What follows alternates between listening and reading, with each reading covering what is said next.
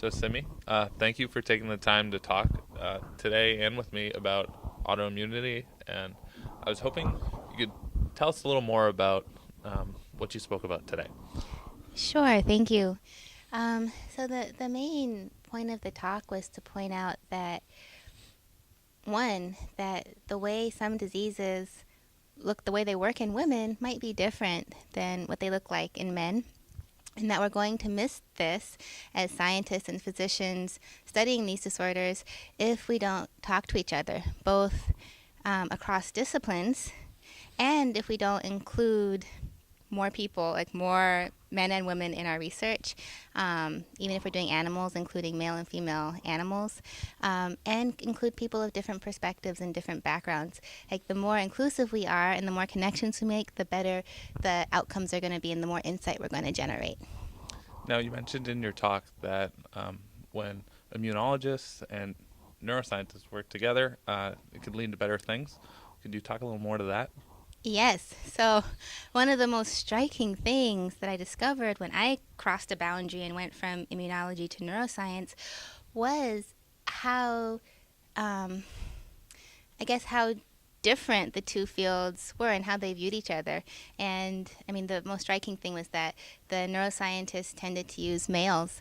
And there is a push from the government to increase funding so scientists can use males and females, but there's an intrinsic bias. Like people get used to doing things one way, and sometimes it can be hard to shift. In my own lab, we're actually pretty good about including females, even before I joined. But in general, this is still a problem. Hmm. And especially shocking was the idea that in pharmacology, which is a field where we test and make drugs, that there was such a male bias because everybody, men, women, children, take the same medications, but if you're only testing them in male animals, how do you know how they're going to work in everybody else? And if you test both sexes, then you might find things that'll work better for men too. Now, was there anything you want to talk about now that you didn't have the chance to during the TEDx talk? Yes, I wanted to say that in addition to in my own lab, working in the wolf lab right now studying pain, we're including more females and finding there are some differences between males and females.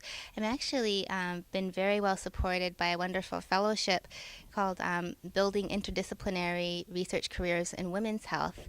But the program I'm specifically in studies sex differences, so studies men and women, males and females, and it is one of these programs that's really encouraging us to cross disciplines, bring together scientists from cardiology, from endocrinology, basic scientists studying cancer, epigeneticists, like all across the board, and we talk to each other and we share ideas.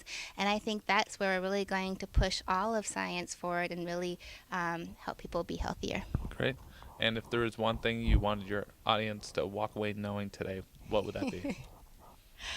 I think it's that there's so many people who might feel isolated, like their point of view doesn't matter, that they're marginalized, and I want them to know that that can be such a powerful place. It gives you a whole different perspective, and that perspective is amazing and can really generate insight. Great. Well, Simi, thanks to you for talking today and giving a wonderful presentation. Thank you. Great.